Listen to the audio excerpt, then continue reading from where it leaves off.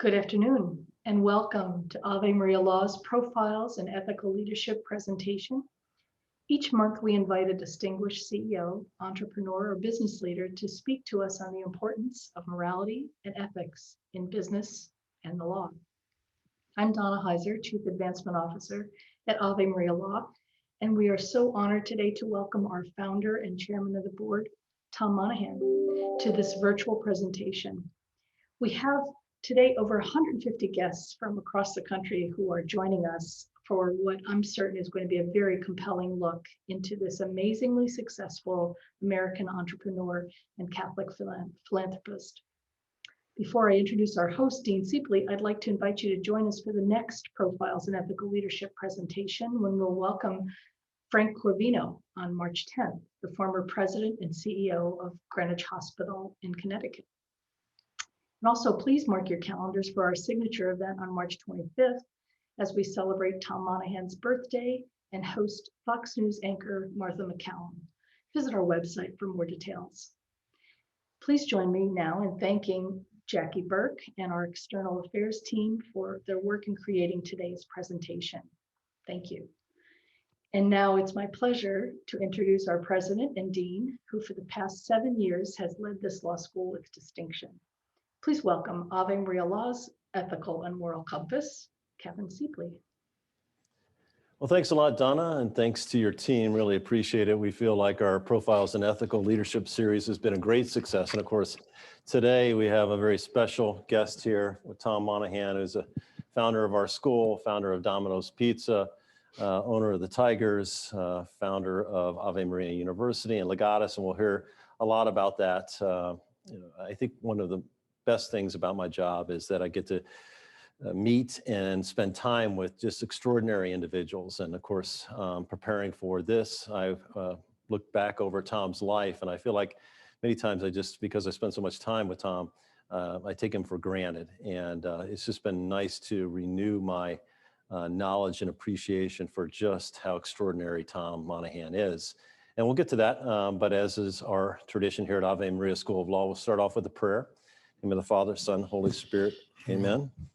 Lord God, please help our school, our blessed school, Ave Maria Law. Guide us through this tough time of COVID. Thank you for our students, our faculty, our staff, our alumni, our benefactors. And thank you for everything. In the name of Christ, Father, Son, Holy Spirit, amen. So Tom, I just, like I said, looking over everything, I'm just amazed at your life. And I thought that maybe it'd be good for us to share with our audience what it was like to grow up as Tom Monaghan. Well, my upbringing was not normal, particularly for those days. I mean, we were poor. My dad had medical problems. He had ulcers, and he almost died before I was born. Yeah, he ended up dying at the age of 29. I was 4 years old. And so I was some time in a foster home, and I spent, I was in a Catholic orphanage until I was 12. And then I worked primarily on foster farms in northwestern Michigan, other than the 10th grade when I was in the seminary. And that kind of background wouldn't be unusual today, but back then everybody had two parents. And so I was sort of an oddball. And I was pretty self-conscious of that. So it was tough, the teen years. Well, that's just amazing, because when I think of where you ended up, so many people have excuses as to why they didn't accomplish this or how tough life is for them. And so you're truly an example of an individual that started out with nothing and had all the reasons in the world to not be successful. And yet here you are today. I know you credit the military, the Marine Corps in particular, for much of your success. Can you share with us a little bit about why you joined the Marines, how you joined the Marines, and maybe some lessons from the Marines? Well, from the time I got out of high school, I was on my own financially. I had to support myself. And to do that and try to go to school at the same time, I wanted to be an architect. I didn't get very far in school because I ran out of money. So I hitchhiked to Chicago from Ann Arbor to see if I could find a job in Chicago that would pay me at least $2 an hour. I figured that way I can save up enough for tuition and start at the University of Michigan. And in Chicago, I was getting nowhere. And I was walking by the post office in the suburb of Chicago one day, and I saw a recruiting sign in the window. And I had seen ads in the media that said if you join the Army, they pay for your college education. So I said, well, I'll check that out. And so I went in and I asked if that's true. And he said, if I join the Army, we have to pay for my education. So, oh yeah. He said, if you join for 2 years, join for 3 years, you get 2 years of college all paid for. I said, will that be good at the University of Michigan? He said, oh yes, oh yes. And so I ended up joining up. And but I thought it was an Army officer because he wore the summer uniform, which was a beige color. And I thought that anything in the shade of brown was Army, and all Marines wore dress blue. And so I ended up going down to the federal building downtown Chicago and to go through the process of the medical and stuff. And then when it came time to sign in the papers, I thought this must be a good day for Marines. I thought all the branches were there because almost everybody was joining the Marine Corps. And so when I'm filling out the forms, my social security number and vital information, I saw a golden anchor at the bottom of the page. And I said, oh, I think that's a Marine Corps emblem. So I asked the recruit next to me, is this the Marine Corps? Or is this all the branches? And he said, it's the Marines, you dummy. So I figured, what's the difference? I signed it. And then the moment later, they asked us to turn around, face the flag, raise our hand, and I was a Marine. Wow. So I'm not one of these gung-ho guys, macho guys that joined the Marine Corps because it was tough. I got in there accidentally, so I can't take any credit for that. But it was the best experience I've ever had as far as preparing myself for business, for life, and it was tough, particularly boot camp, the advanced infantry training, and then they put me in the infantry.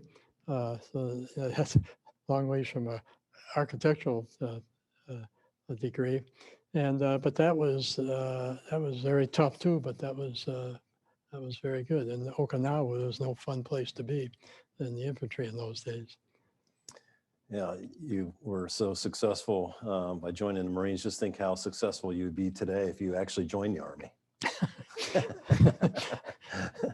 Well, that really folds in well to what we're trying to do here, Tom, as you know, and we tried very hard to be really the choice for veterans for law school in the country, to honor our veterans and recruit our veterans, because just as you have made such a poignant example of how that military background really carries forth in your life and stays with you and enables you to accomplish a lot of things. So we're appreciative of your service, and we're trying to instill that in what we're doing here. So Tom, I know that from being around you and your book and talking to you, that in one particular exercise that you had when you were stationed overseas, and you were on a ship, I think from amphibious exercises in the Philippines on the way back to Okinawa or Japan, I'm not sure exactly where you were, then you came up with, you had some time on your hands and you came up with some life priorities. Can you tell us a little bit about that? Yeah, it was a time when you're out in the ocean and that South Pacific was so calm and so beautiful breezes and everything. It kind of seemed to bring out your best, and I think I did some of the best thinking I've ever done in my life. And I was thinking about what I wanted to do when I got out of the Marine Corps. And I always was a daydreamer, always had big dreams, and I put this scenario together of all this success and all this money and doing all these things and having all these things, and all of a sudden I got the idea that so what? Is this going to make me happy? Is this important? And I thought, well, if not, what is important? And then I realized that if my health is more important than my pocketbook. If I lost my health. I give every penny I got to get it back. So that had to be a higher priority for my life. And then even that, my mental health was a lot more important than my physical health. If I had the body of a Greek god, but I had nothing between my ears, I'd be better off being a paraplegic if I had a real sharp mind and used it with a good outlook on life and always trying to learn. So I said, well, the mental is more important than the physical. And but still, still not there. Then I realized, well, what's really important is relationships, uh, particularly with my spouse, with my children, and but with everybody to practice the golden rule. And so that so well, now we're getting somewhere. Now I've got a happy life, but I'm going to die, and none of that means anything if I go to hell. So the way I was brought up in the orphanage with these Polish nuns, I believe that there is a heaven and a hell, and one is great and one is terrible. And I'm selfish, so I didn't. I want. So the first priority had to be the spiritual. And that meant to me being a good Catholic, and staying in the state of sanctifying grace.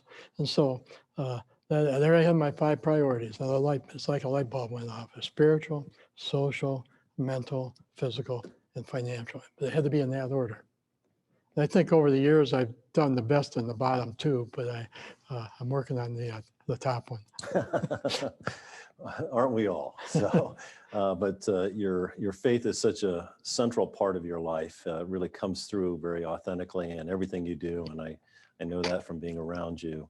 And for some reason, we get caught in these paradigms where people think, well, you can't be successful in business. You can't be successful in kind of a dog-eat-dog world if you are a person of faith, that these things are at odds with each other. But you have proven that wrong. Can you talk to us a little bit about that? Well, I've had that question a lot when I've given talks, and they say, how can you be so successful and be a good Catholic too? And I always puzzled by that question, because I always thought that being a good Catholic is a very important ingredient to being successful in business, because it's all relationships and the golden rule, and telling the truth, and treating people well, your employees, your customers, your suppliers, so and you get that kind of reputation, you're going to be successful. And I've had some tough times, and it was those friendships that got me through them. Some were my creditors, became some of my best friends. Well, in addition to meeting and being around extraordinary people, I'm also around extraordinary students, and we have what we call our Dean's Delegates. And these are students that we select because of how they hold themselves out and how they are ambassadors of our school. And so today, it's my pleasure to introduce to the audience Andrew Hocott, who is a 3L here, a 3rd year, which means he's going to graduate in May. And Andrew is from Ann Arbor, Michigan. He went to Ave Maria University undergrad. His wife also went to undergrad there. Rachel is employed with us, and they're expecting a child on March the 1st. And it's really a family affair because Andrew's wife, Rachel's sister, Rebecca, also works for the school. And she was a graduate of our school, as well as her husband, Zach. So Andrew, I'm going to turn it over to you. Well, good afternoon, Dean Sleepley and Mr. Monaghan. So I'm going to take an opportunity here to ask a few questions, Mr. Monaghan, on behalf of the student body in the school. So, Mr. Monaghan, I want to personally thank you for all you have done in the area of Catholic education. As an Ave Maria University graduate, law student, and married to an AMU alum, you have provided myself and my wife an outstanding education, and everyone who's attended these schools. Thanks to your generosity, so many of us here are currently on scholarship. Why is it so important to support a Catholic conservative law school? Well, when I finally hit the jackpot, became successful, I wanted to do something, the best possible thing I could do with the money that I really didn't feel I deserved. I felt it was God's money, and I felt the best thing I could do for my fellow man was to help him get to heaven. It's not very politically correct, but no one's ever given me a better uh, a better goal than that. And so how do I do that? How do I? And I felt the best way to do that was to help the Catholic Church, because Christ founded the church for that purpose, to redeem us. Well, what's the best way to help the Catholic Church? I've been hit with every kind of creative, almost attack from people asking me for money for Catholic causes. And there was just more than I could ever do, no matter how much money I had. And so I knew what was out there. And I had to narrow it down. So basically I ended up narrowing it down to education. And there was such a need, because virtually all the Catholic schools, almost all of them, became very secularized, and they weren't really nourishing the faith amongst their students anymore. So, and I got involved in built some Catholic private Catholic grade schools. I got involved in our Catholic high school in the area, and but I realized that I can build so many of those, but then I've only got a fraction of the country covered, and I'm out of money, and then who's going to manage all these? So I felt maybe having one institution that people would come to from all over the country and all over the world, then go back and make a difference, and it's sort of a multiplication effect. And so I felt that was the best thing I could do with the money I've been fortunate that God gave me. So, and not too many people are in a position to start a university or a law school. So I felt I was kind of obligated to do that, because they are very expensive. I didn't have enough money to do it, but I had enough money to give it a darn good start. And I felt that when people saw what we're doing, they would support it. And generally that's been the case. Mr. Monaghan, in terms of worldly standards, there's no question that you have been extraordinarily successful. You're able to buy virtually anything you wanted. Do you remember any particular time or incident that prompted you to think that perhaps you were going about life the wrong way, and that you needed to start focusing more on a virtuous life and on eternal things? Yes, well, the first 20 years I was in business, it was quite a struggle. Coming up with a concept for delivering pizza successfully, because no one ever done that before in a multi-unit operation. And I had to come up with a lot of new ways of doing things, and made a lot of mistakes. But finally, after 20 years, I figured it out, and all of a sudden, in the 80s, Domino's was the fastest growing restaurant chain in history up to that time. And all of a sudden, I'm phenomenally successful. I'm listed as one of the richest men in the country, a billionaire, and winning all kinds of awards and things. And I got more money than I know what to do with. And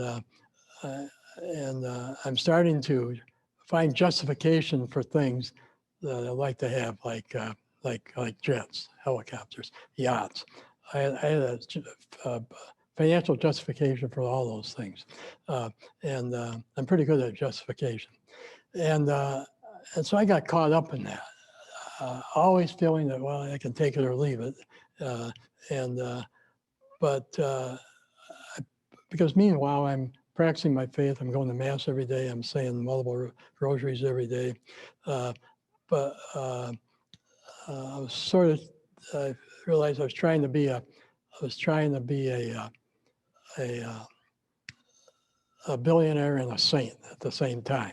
And that's it's a tightrope that's a little tough to walk.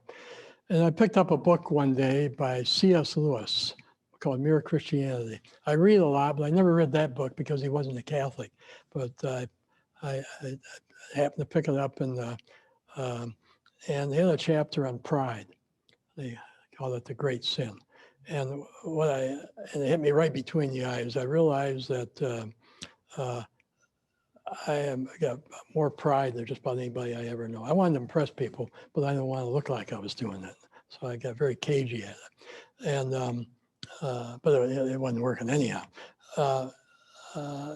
And so I couldn't sleep that night. So I came up with a new plan for my life. I would get rid of all my ostentatious luxuries. I would and I call it the millionaire's vow of poverty. And it was such a relief to not have to have the longest yacht and the big and things like that. So and instead put my resources more to what I had originally intended to do, is to help people get to heaven. Mr. Monaghan, our classmates and I are so grateful to have our new Cancro Family Wellness Center right here on campus. I understand you exercise daily and you consider exercise to be part of your success in life. Can you tell us how physical fitness is a part of your life today? Well, I exercise every day. I do 5 days of aerobics, and I have 2 days of lifting weights and doing push-ups, and I do that. First thing I do when I get up in the morning, I have an hour of adoration, and then I do the exercises, and then I shower, and maybe walk a little and go to mass, and that's I get all the important things of the day out of the way first, and then I get to my job. And I eat like a horse. I have an incredible capacity for food. And so when I was young, I could get away with it. But as I got older, I couldn't. So it's one of my motivations for not eating so much. But I like the feeling of being in shape. And certainly a lot of research has come out since that says that it's very important to the function of your brain to exercise. And so I think it's a very appropriate thing for a law school to have students encouraged to exercise. Well, thank you so much for your time and constant support. Now back to Dean Seakley. Thank you. So thanks a lot, Andrew. Great job. And again, another opportunity for us to showcase the students that we have and the quality of what we're doing here. Of course, Tom touched a little bit on what we're trying to do, and he started a law school because most people don't think about supporting lawyers because many times we don't have the greatest of reputation. But we may not need more lawyers, but we need more faith-filled, moral-centered lawyers. And if you think about it, lawyers are running the country. So that's why I asked those of you that are out there to think about supporting our school. Tom, in addition to our school, of course, you started Ave Maria University. Can you tell us a little bit about the university and what you see for the university in the future?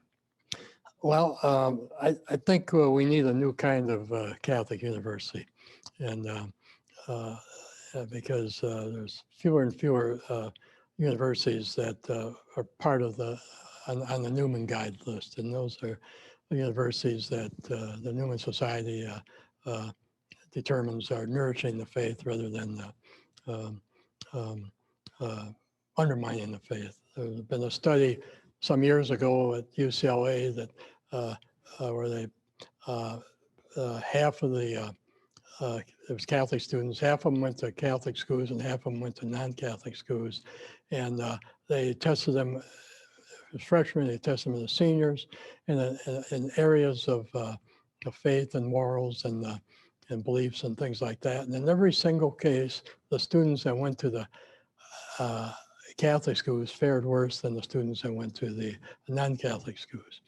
And there's more and more evidence of that. There was another survey that showed that co-eds, Catholic co-eds, half of them went to Catholic schools, half of them went to non-Catholic schools, and the ones that went to Catholic schools were 4 times as likely to hook up sexually as the ones who went to non-Catholic schools.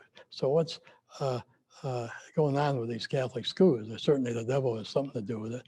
So we wanted to have a school that focused on, first of all, excellence in Catholic spirituality, and number 2, excellence in academics, and in that order. And that's what I set out to do with Ave Maria University. And the law school is expected at one point to to be part of the university.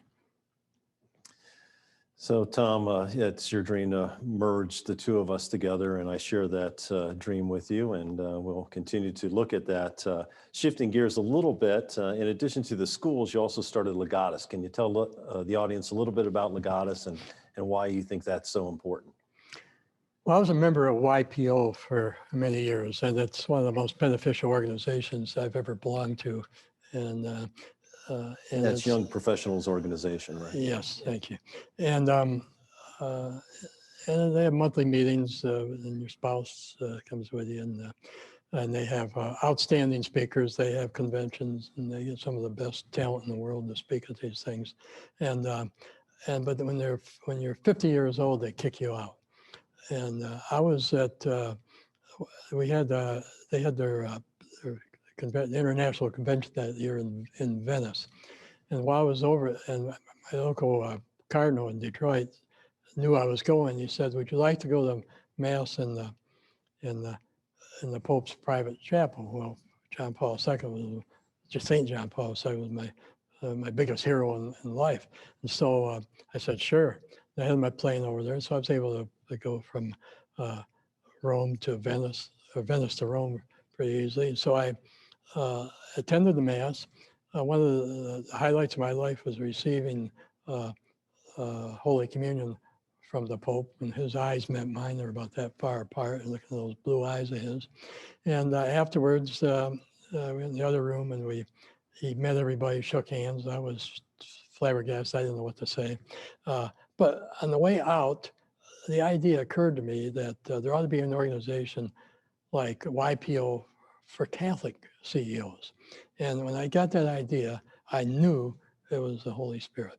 And that was in 1987. And we got the blessings of John Paul II when we launched it. And today it's got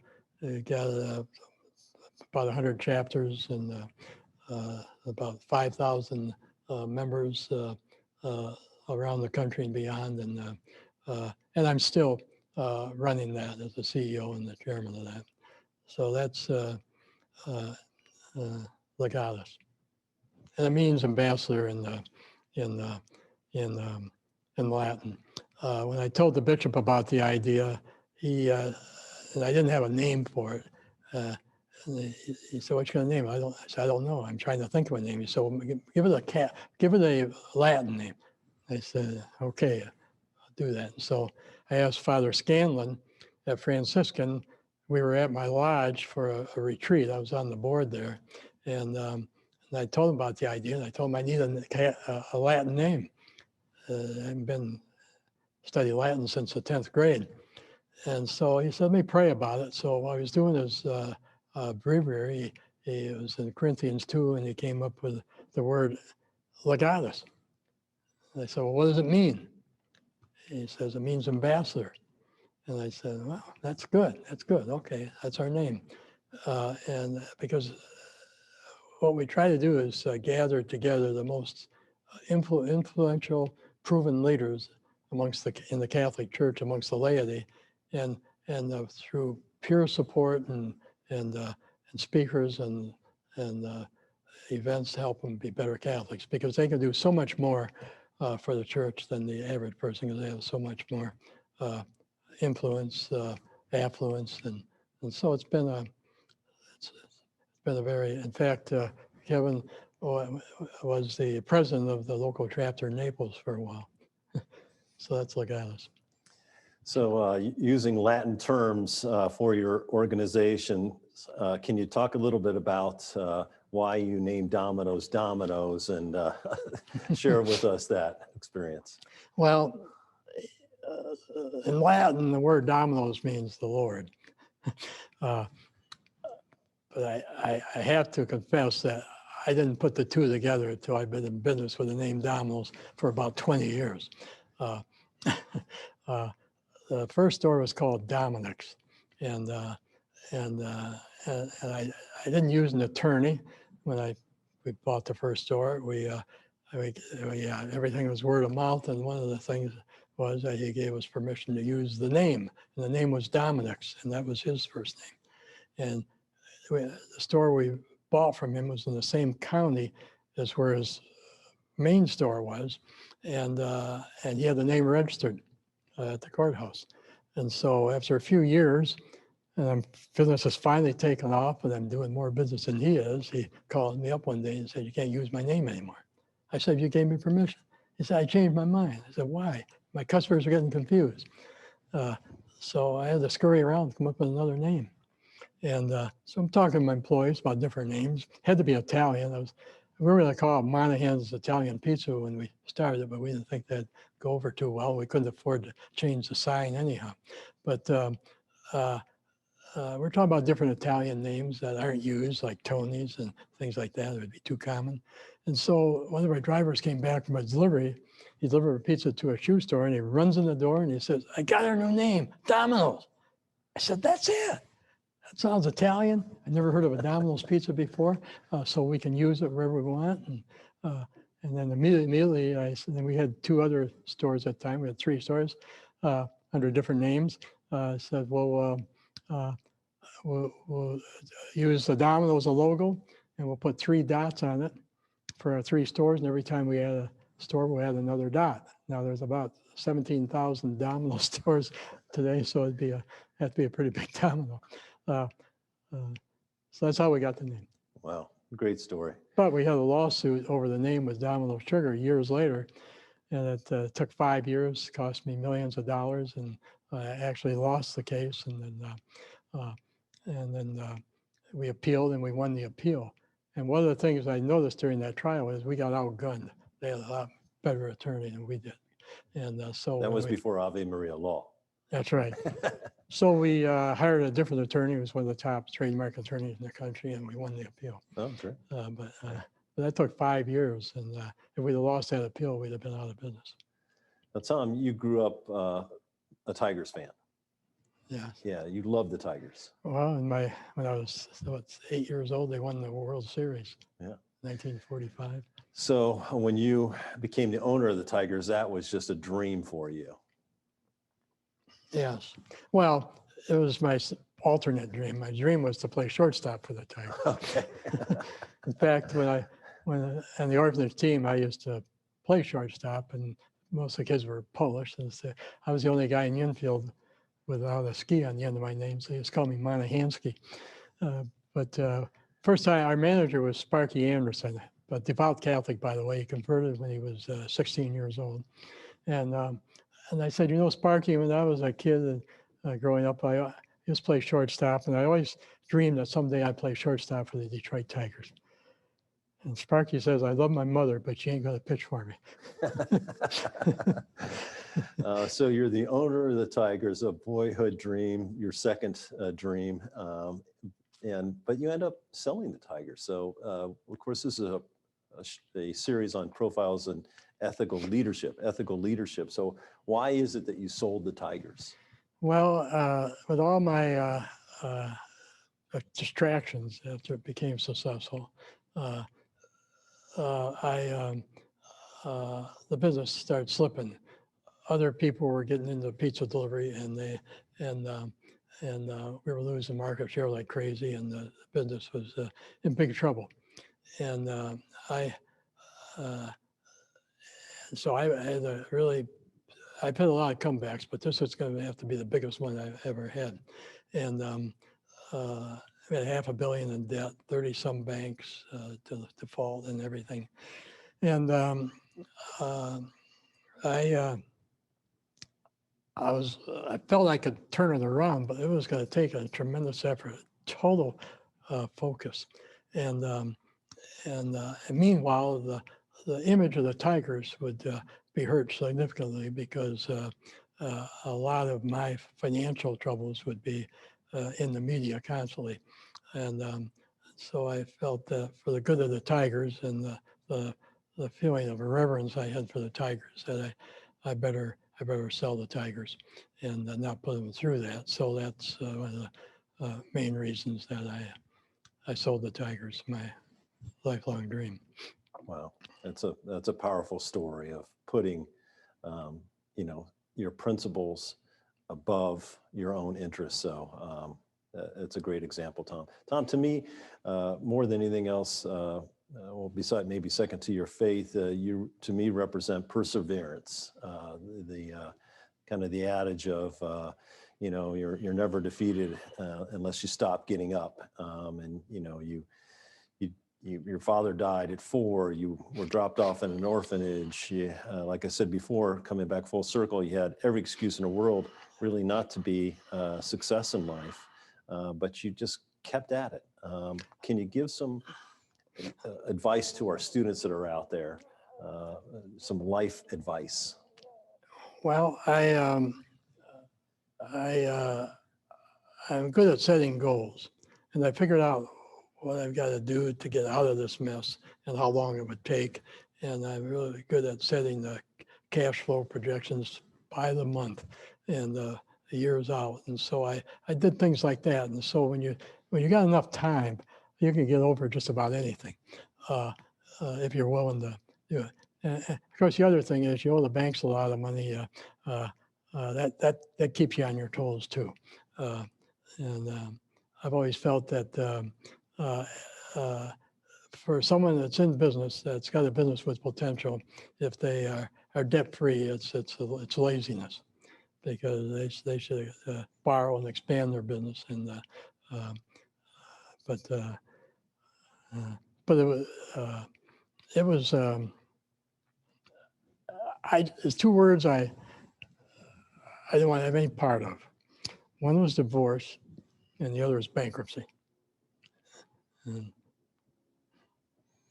Well, Tom, I know you've gotten all kinds of awards and memorabilia out there at Domino's Farms. But one thing that we give to our faculty and our staff when they leave our school, retire, or go on to other things is a paperweight, and a little bit more of a modest paperweight than what we have here. But I want to present you just as a token of our thanks here of coming on to our Profiles in Ethical Leadership and leading our school and doing so many great things. I just want to present this to you so you can look at it and remember today's show as well as our school. So well, thank you very much, Tom. And thank you for what you're doing for the law school. During your 7 years here, it's been probably the most improved law school in the country. I thank you for that. Thanks, Tom. And thanks everybody out there. Again, on March the 10th, we have a friend of mine, Frank Corvino, who used to be the president and CEO of Greenwich Hospitals. Frank is a great guy, a very interesting man who will be able to tell us a lot about leadership and ethics. So please join us then. Thanks again, and God bless.